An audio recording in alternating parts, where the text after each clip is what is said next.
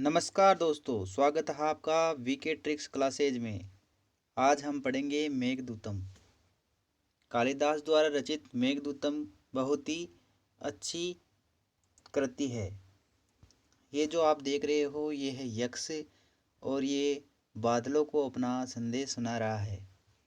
इसकी भी बहुत ही अजब कहानी है। बादलों को यह संदेश सुना रहा है कि मेरी जो प्रियतमा है यक्षिणी, वह सकुशल है या नहीं। वह मेरे इंतज़ार में 8 महीने बिता चुकी है। बचे हुए 4 महीने को भी मेरी याद में बिता दे, कहीं मुझे छोड़कर चली ना जाए। जो अपना संदेश है वह ये बादलों के द्वारा भेजना चाहता है रामगिरी पर्वत पर से। इसकी पूरी कहानी हम जानेंगे और साथ ही साथ इम्पोर्टेंट फैक्ट जानेंगे, तो बने रहिए दोस्तों। हम पढ़ेंगे मेघदूतम, जो कि मेघदूत यस्मिन तत् मेघदूतम है। रचयिता इसके महाकवि कुलगुरु कालिदास है। अब आप तो जानते होंगे कालिदास एक महान व्यक्ति थे। उनके आगे महान कवि लगना तो स्वतः ही बनता है। काव्य का प्रकार है वो दूत काव्य है, जिसे खंड काव्य और गीति काव्य भी कहते हैं। इसे खंड काव्य और गीति काव्य भी कहते हैं। काव्य विभाजन दो प्रकार से किया गया है, पूर्व मेघ और उत्तर मेघ। पूर्व मेघ और उत्तर मेघ में पद्य श्लोक मल्लिनाथ के अनुसार कितने हैं? 121 है। मंगलाचरण जो इसका है वो मंदाक्रांता छंद में लिखा हुआ है, जो इस प्रकार है। कश्चित् कांता विरह गुरुणा स्वादिकारात् प्रमत सापेन अस्तं गमित महिमा वर्ष भोगेण भरतु। अब इसमें कहा गया कि स्वादिकारात् प्रमत है। स्वाप का कारण जो है वह स्वादिकारात् प्रमत है। सापेन अस्तम गमित महिमा वर्ष भोगेण भरतु। साप जो है वो 1 वर्ष का है और 1 वर्ष जो है यक्ष को यक्षिणी से अलग रहना पड़ेगा। ये जो साप है ये बताता है। साप जो है मंदाक्रांता छंद में लिखा हुआ है।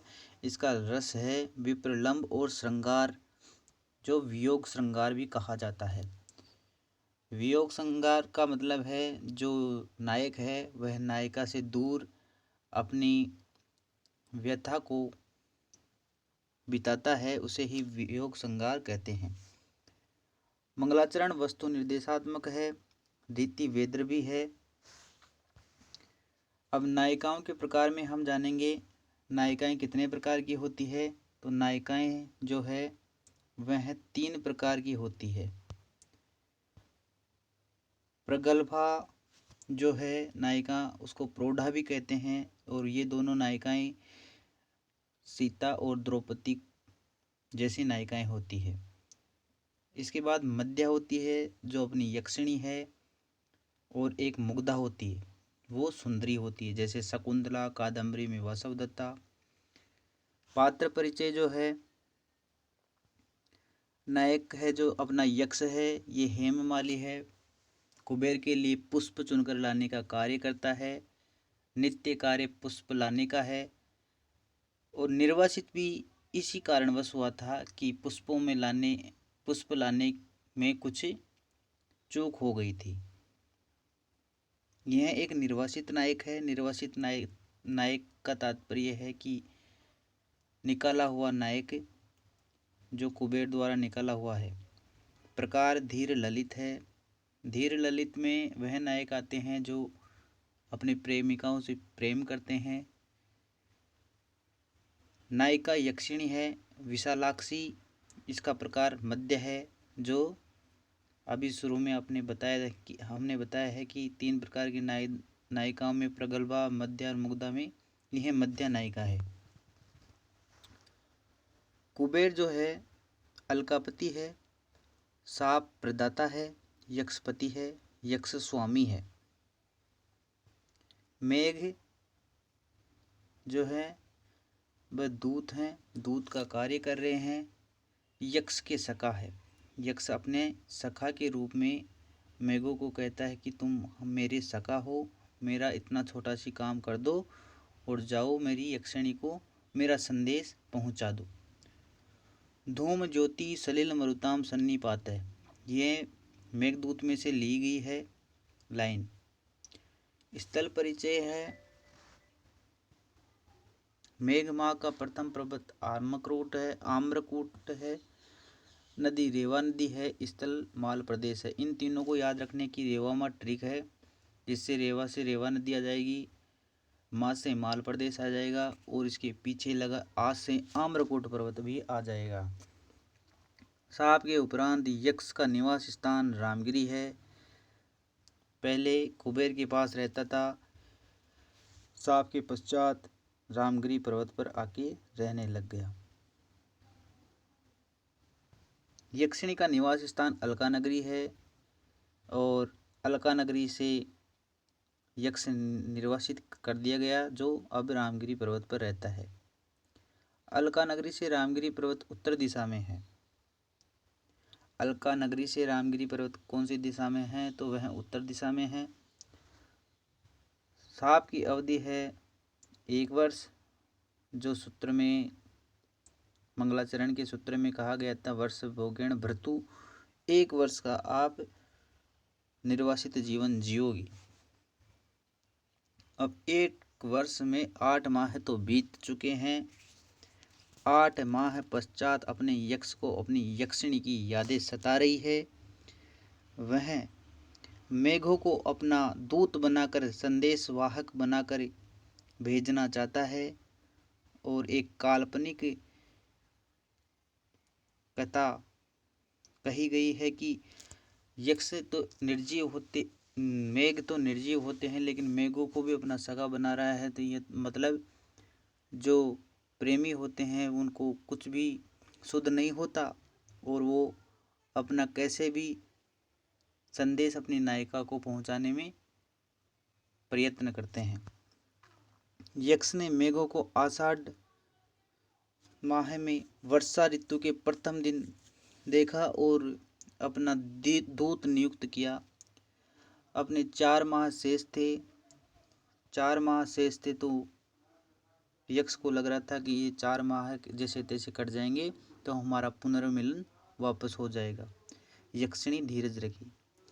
स्थल रेवा नदी, आम्रकूट पर्वत, माल प्रदेश, निर्विंध्या नदी, उज्जैनी, विदिशा नगर, अलका नगरी इत्यादि स्थलों का इसमें आया है नाम। वक्रपंथा यद्यपि भवत, इसमें एक लाइन है जो बहुत ही अच्छी लाइन है।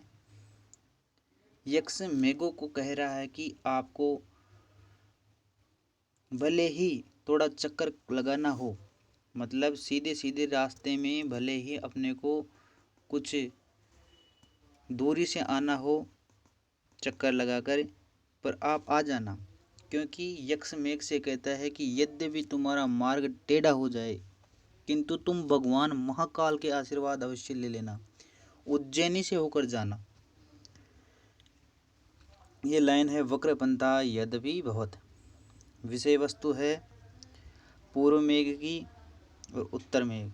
पूर्व मेघ में मेघ मार्ग बता रहा है और उत्तर मेघ में अलका नगरी व यक्षिणी का सौंदर्य कर रहा है। कौन है? अपना जो यक्ष। शापांत कदा भविष्यति, शाप का अंत कब होगा? तो शाप का अंत देव प्रबोधनी एकादशी के दिन होगा। इस दिन 12 माह पूर्ण हो जाएंगे और 1 वर्ष का जो शाप था वो पूर्ण हो जाएगा। यक्षिणी ने विरह के दिवसों की गणना किससे की? तो यक्षिणी ने विरह की गणना पुष्पों को चुन चुन कर की। पुष्पों को चुन चुन कर ऐसे की जैसे पुष्पों का एक ढेर लगा लिया, उसमें से एक दिन गया, एक पुष्प इधर रख दिया। अभिज्ञान शाकुंतलम जो है उसका अंग्रेजी अनुवाद किसने किया? तो विलियम ने किया। और जर्मन अनुवाद किसने किया? तो गेटे ने किया। वैसे ही मेघदूत का जर्मन अनुवाद मैक्स मूलर ने किया। ये पूछा जा सकता है कि मेघदूत का जर्मन अनुवाद किसने किया, तो मैक्स मुलर ने किया।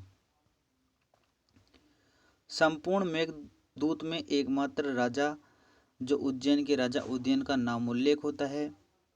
इसको रट लो दोस्तों, उदयन जो राजा है, संपूर्ण मेघदूत में एक ही राजा जिसका नाम आया है तो वो है उदयन।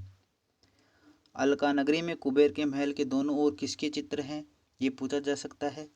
तो अलका नगरी में कुबेर के महल के दोनों ओर एक तो शंख का चित्र है और एक पद्म कमल के फूल का चित्र है।